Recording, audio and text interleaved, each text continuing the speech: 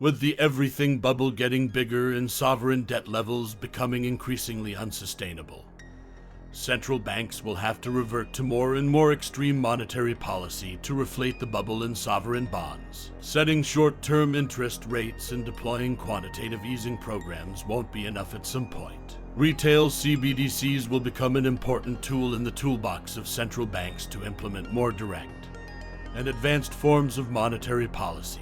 If governments want to give out stimulus checks, they can airdrop them directly into the digital wallets of citizens. Not only that, but they can give money an expiration date. If the stimulus isn't spent by a certain date, it simply disappears from the wallet, encouraging people not to hoard money but spend it. This could also be done with regularly earned money from wages. If central banks want to prevent hoarding, they can give money an expiration date. On the flip side, if inflation is running rampant, they can contract the money supply by simply withdrawing it from digital wallets. These measures might seem completely unthinkable today, but so did negative interest rates in Europe 2 decades ago. Fiscal policy can be conducted in a much more direct way with programmable money. The retail CBDC protocol could be changed during times of economic turmoil to reflect a carrying tax. This means people would be punished for holding cash by automatically having a small percentage of money deducted every month. That goes to the government. With enough technological surveillance, filing a tax return or having an institution like the IRS might not even be necessary anymore. Incoming and outgoing payments as well as account balances would all be known to the central bank and the government. Taxation would become programmatic, built into the software. This is why loss of privacy is one of the biggest risks of central bank digital currency. Other risks of central bank digital currency come from merging them with digital identities and social credit systems. The dystopian potential of CBDCs gets far greater when they are combined with digital identities and social credit systems. This combination would grant governments an unprecedented level of control and surveillance. Imagine the following scenario. Instead of receiving a speed ticket if you get caught by a speed trap, your license plate is scanned automatically and then matched with your digital identity.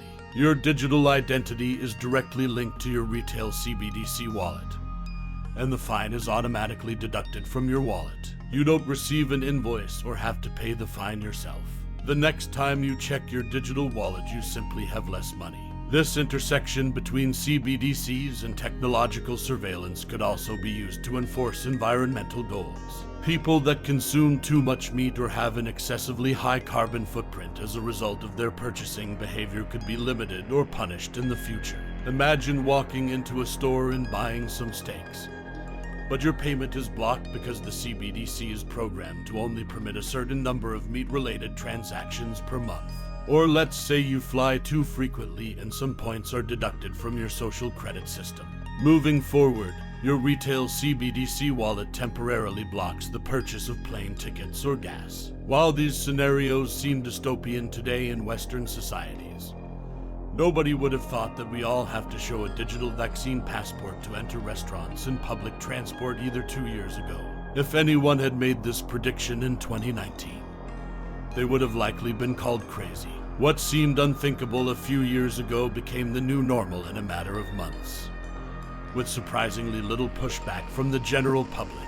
This is especially concerning since Klaus Schwab, founder of the World Economic Forum, made it clear that the health crisis should be instrumentalized as part of the Great Reset to move the world toward stakeholder capitalism. We are witnessing two major forces pulling in opposite directions: centralization and decentralization.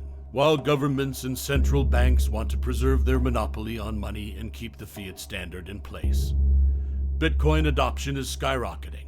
It is growing at a faster pace than the internet did, and it's unlikely to stop. Despite most people getting interested in Bitcoin because the price keeps going up, they are adopting a technology that protects their freedom and privacy. The Bitcoin base layer is pseudonymous but not anonymous or private. However, with growing adoption, it is likely that most payments will happen on the privacy-focused Lightning Network, which acts as a second layer on top of Bitcoin. On the Lightning Network, payments are almost instantaneous with transaction costs close to zero.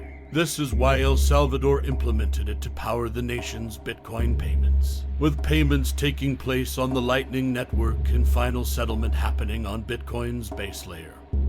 We have a payment network and settlement system that respects freedom, privacy, human rights, and savors purchasing power. Transactions on the Bitcoin network are censorship resistant, which means they cannot be stopped by governments or central banks. The money supply of Bitcoin is fixed and set in stone with 21 million Bitcoins, and each Bitcoin divisible into 100 million Satoshis. The rules cannot be changed by a small group of people such as central bankers. Bitcoin is the antidote to the risks of central bank digital currencies and the dystopian possibilities they enable.